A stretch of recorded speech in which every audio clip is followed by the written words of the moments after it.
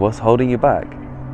As you watch this, I know something's stirring inside of you, whirring inside of you.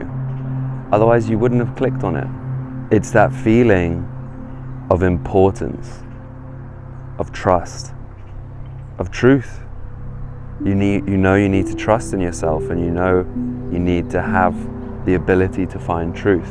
And today, I'm going to talk through how you make lasting change, how you make that change that you know you need to make. We've all witnessed those amazing moments when someone transforms, literally changes overnight and never looks back.